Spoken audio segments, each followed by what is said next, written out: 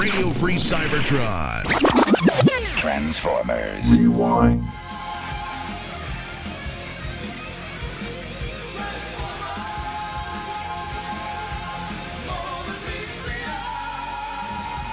This week on Transformers Rewind, it's Sea Change from G1.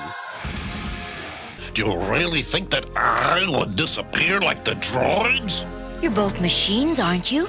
Is that how you think of me? Sea Spray, you're my friend.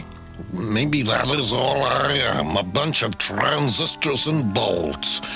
But I don't believe it. My heart may look like an energon pump, but that doesn't mean it can't feel. No, Sea Spray, don't! I have to find out!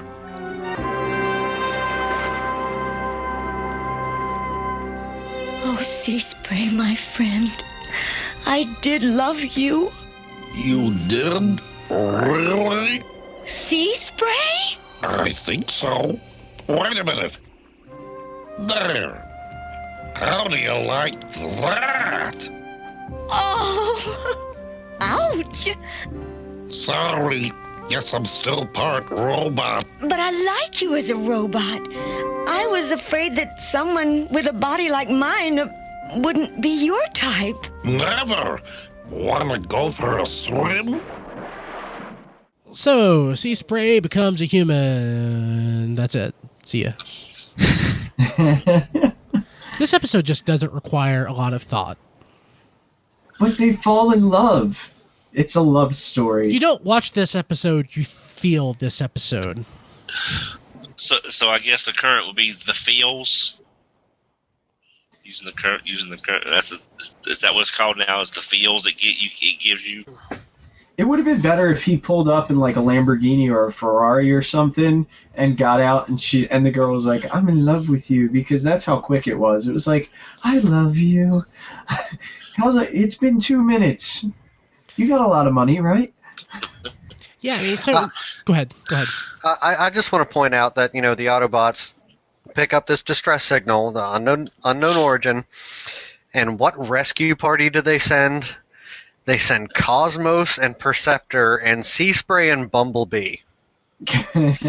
What the hell? Who are they going to save?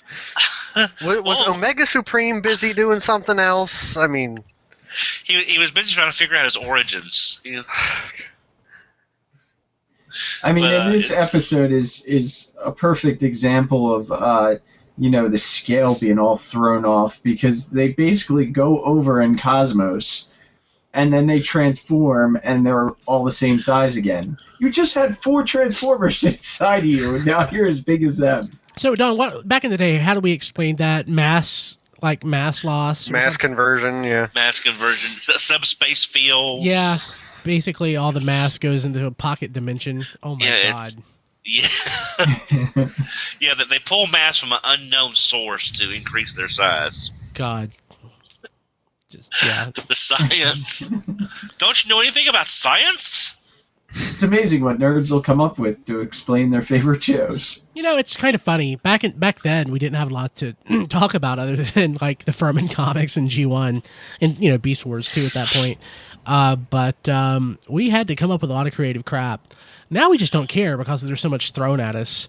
Can you imagine if Transformers Prime had an episode that was basically Sea Change? On Twitter, the writers would have been like lynched.